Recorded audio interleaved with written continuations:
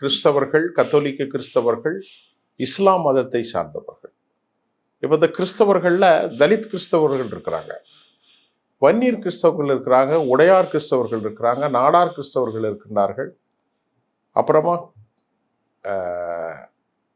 அப்புறம் பெர்னாண்டஸ் கிறிஸ்தவர்கள் இருக்கிறார்கள், பல்லர் கிறிஸ்தவர்கள், தேவேந்திர குல வேளாளர், இப்படி எல்லா சமூகத்திலையும் கிறிஸ்தவர்கள் இருக்கிறார். அவர்கள் ஜோசப் விஜய்ங்கிற பேருக்கு ஓட்டு போடுவாங்க. அது கடலோர மீனவர்கள் உறுதியா சொல்லிட்டேன், மெஜாரிட்டி 100 மீனவர் இருந்தால் 80 மீனவர் போட்டுருவார். அதுல டவுட்டே இல்லை.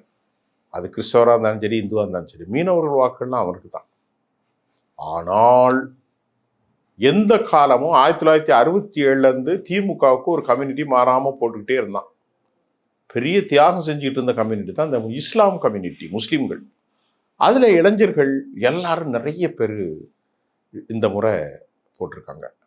திருச்செந்தூர் தொகுதியிலே அனிதா ராதாகிருஷ்ணன்கிற வேட்பாளருக்கு ஓட்டு இல்லை.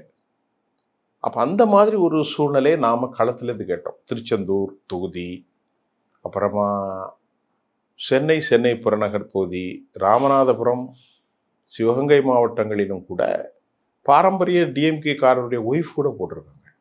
நேரடியாக பார்த்ததுதான். நம்ம ஒரு செய்தியாளனா பொய் சொல்லணுங்கிற தேவை எனக்கு இல்லை. நமக்கு யார் வந்தாலும் ஒன்றும் கிடையாது. ராம ஆண்டாலும் ராவணன் ஆண்டாலும் அது வேறு விஷயம்.